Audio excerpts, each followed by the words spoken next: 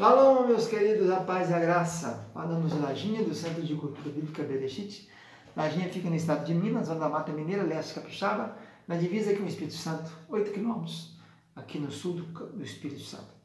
Professor Ilmar Sattler Meiri Keller Kaiser, falando aqui do Centro de Cultura Bereshit, ministrando as aulas de Religiões Comparadas 2, no nosso curso Teologia Básico. É um curso muito robusto, 36 matérias.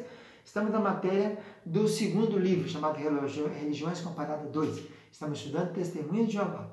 Na aula passada estudamos algumas heresias dele, ou algumas doutrinas chamadas assim, que seriam as ideias dele sobre salvação, também sobre escatologia, céu e inferno e a alma. Hoje vamos falar sobre uma coisa que é interessantíssima, que é isso que dá muito problema, até questões judiciais, que é a transfusão de sangue. E também sobre vacinas, né?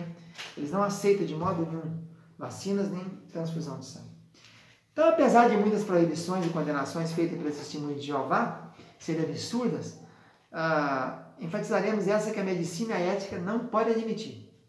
Baseado em alguns versículos da Bíblia, que na realidade nada tem a ver com a transfusão de sangue, mas com o comer do sangue, Gênesis 9:4, Levítico 17, Atos 15, esses textos falam de não comer sangue.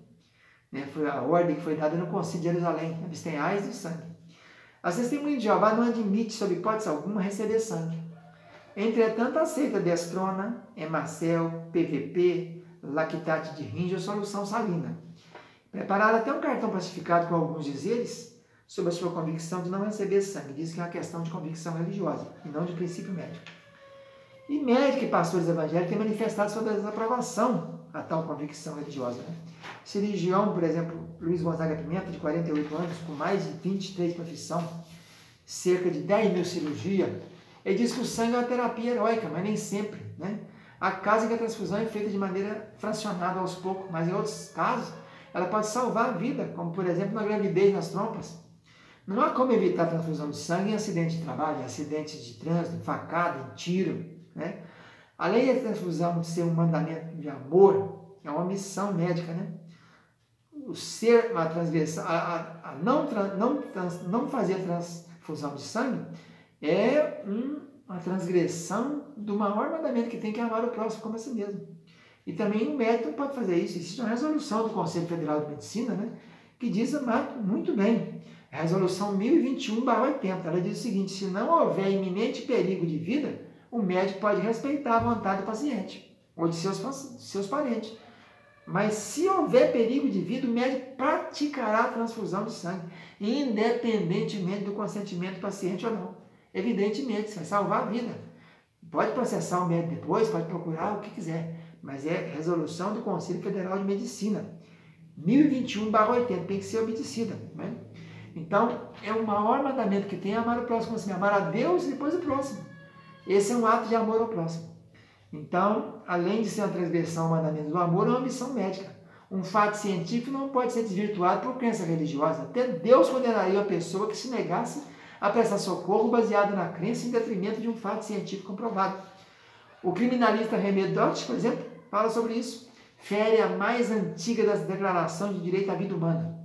É o que diz o criminalista René Dott, sobre a não transfusão, não aceitar sangue dos outros, né?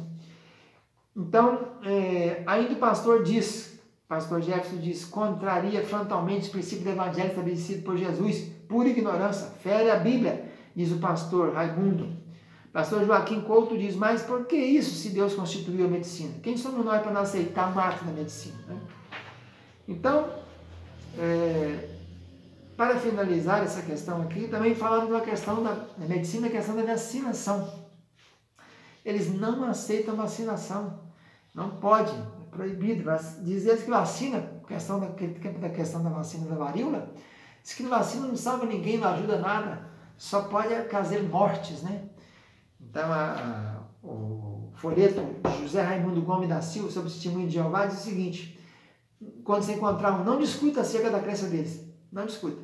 Começa a falar com a autoridade de segurança. Acuse-os de pecadores, citando algumas das suas injustiças, como desviar os crentes da sua fé, impedir a transfusão de sangue, de respeitar os deveres pátrios, não aceita jurar bandeira, não aceita servir exército, né? Fale do perdão e da salvação de Jesus Cristo. Faça um apelo para que creia em Cristo e aceite como seu salvador pessoal. Insista no apelo. Se não aceitar, pelo menos você falou de Cristo, estará livre do seu sangue. E termina o autor dizendo, ou aceita a Cristo ou foge. Nunca mais voltarão à sua casa. Você estará trabalhando a favor da verdade que deve prevalecer. Falando agora sobre isso, vamos aproveitar essa aula, que fala da transfusão de sangue, vamos falar sobre o ingresso, né? Como é que eu ingresso lá? Como é que eu me torno testemunho de Jeová? Então tá aqui, a primeira coisa então, para você se tornar, né? Você se ingressar, você então deverá aceitar uma visita em seu lar, e a pessoa convidará a fazer um estudo bíblico por meio da publicação Conhecimento que conduz à vida eterna. Nesse ínterim, ele é constantemente estimulado a frequentar as reuniões do chamado Salão do Reino, não pode falar que é igreja, né? E depois então elas começam a fazer o serviço de porta em porta, com o autor, né? O batismo é realizado por imersão na água, por ocasião da chamada assembleia de circuito ou distrital, e não batiza no lugar não, batiza só nas assembleias que são realizadas periodicamente. Para habilitar-se a batismo, a pessoa não precisa ter mais de 18 anos, deverá apenas ter concluído pelo menos o estudo da publicação já mencionada, que é a chamada Conhecimento que conduz à vida eterna, e recusar o serviço militar, se for homem, né? E por meio de um documento de eximissão, você assina lá esse documento dizendo que você não pode servir o exército, que é contra a sua religião, e deixar o emprego no caso de trabalhar para eles. E que você passa então depois do batismo, você faz o quê? Ela deve frequentar 5 reuniões semanais, além do estudo pessoal e do serviço de pregação, geralmente no fim de semana. Deve sempre que possível fazer proselitismo de trabalho, na escola, onde quiser. Proselitismo é conquistar novas pessoas, né? Tem que prestar um relatório mensal à organização informando o total de horas trabalhadas na pregação a cada mês, bem como o total de revistas, livros e brochuras distribuídos. Deve tomar parte regular nas demonstrações e no discurso. Os varões são incentivados a subir de cargo, né, virando diáconos ou ancião, que é o pastor. E para ser um membro aprovado na religião, deve aceitar sem questionar todos os ensinamentos. Interessante isso aqui é que eles mesmos não conhecem esses ensinamentos deles. Se você começar a assuntar e perguntar a fundo, eles não têm ideia do que são esses ensinamentos antigos. Quais são as categorias que temos então lá dentro desse aí? Primeira coisa é vir um publicador, ou seja, vai participar de serviço de campo, pregador de porta em porta. Depois de publicador, você pode ser servo ministerial, que corresponde à função de diácono nas igrejas evangélicas, ou ancião, que é o cargo na igreja de pastor. As mulheres só podem almejar o serviço de pioneiro. Há 3 tipos de pioneiro. Pioneiro auxiliar, que trabalha 60 horas por mês, de casa em casa, nas praças, né? O regular, que cumpre 90 horas no trabalho de pregação.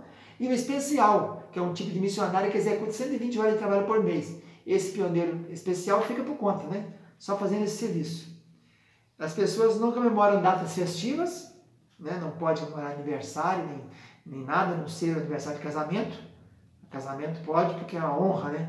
Jeová que providenciou o casamento. Citando que nos aniversários da Bíblia teve morte, né? No aniversário de Herodes mataram o padeiro, né?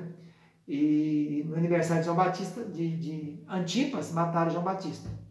Então essas aí as ideias principais deles, né? Que nós colocamos aqui. Fica na paz, um abraço, tchau, tchau.